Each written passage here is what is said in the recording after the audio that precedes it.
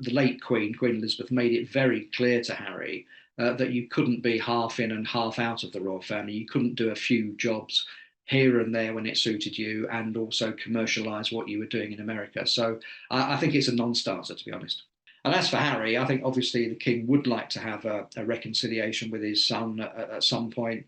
Not least because he'd like to see more of his grandchildren, Archie and Lilibet, who he's only met once or twice, and that is a very tragic situation. But so that's why I think he would like a reconciliation. But until he's a lot fitter and feeling able to cope with situations that aren't stressful to him, I don't think we're going to see much progress on that. And unfortunately, I don't think that's going to make any difference to William. I personally don't think that William is ever going to forgive his brother, and so that's a long-term problem. Well, there seems to be a lot of spin doctoring going on in the press in the last few days. First of all, there was a story saying that Harry would like to come back to the UK and start to do some low-key royal duties. That's now being fed to People magazine in America, which tends to be a mouthpiece for Harry and Meghan, that's not the case.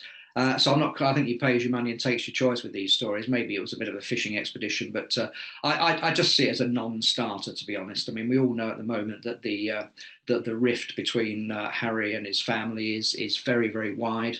No chance for reconciliation in the near future. We saw that just a few days ago when William and Harry were even in the same room at the memorial service for Lord Fellows, their uncle, and didn't even speak apparently. So there's no chance of a reconciliation there.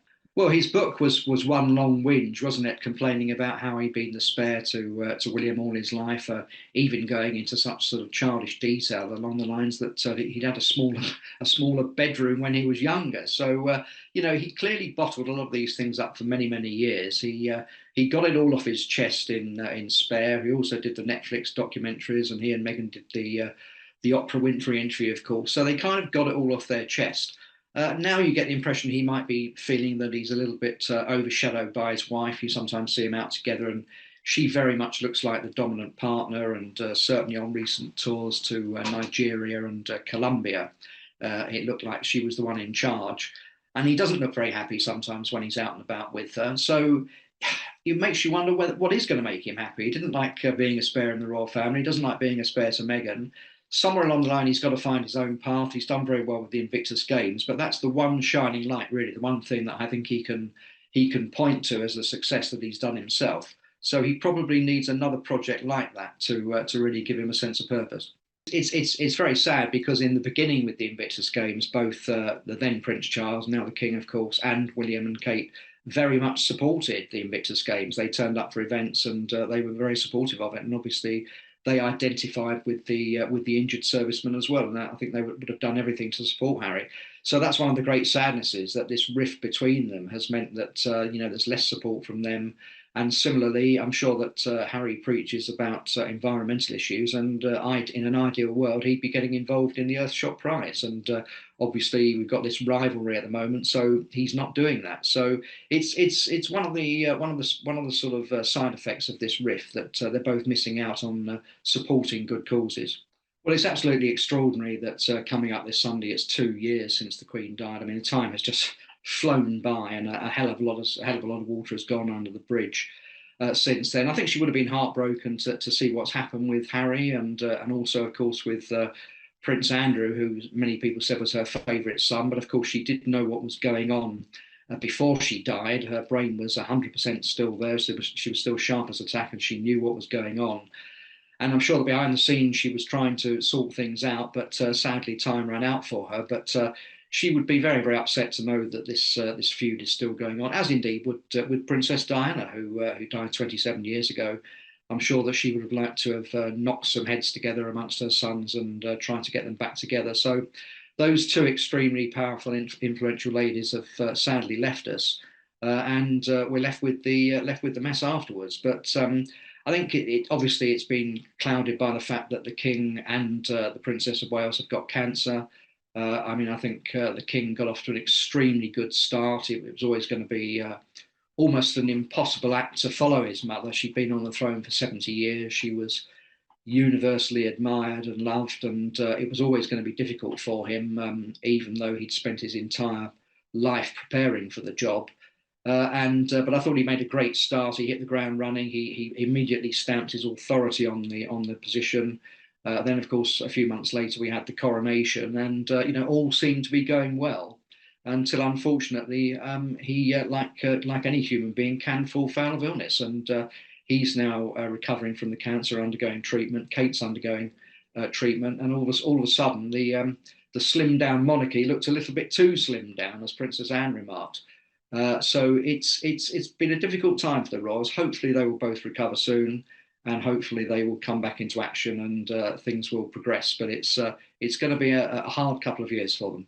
The Queen was absolutely devastated by Megxit. I think Prince Philip, before he died, he said to the Queen, well, "What are they playing at?" He couldn't quite understand where they were coming from, and the fact that she actually, the Queen, had absolutely high hopes for both Harry and Meghan.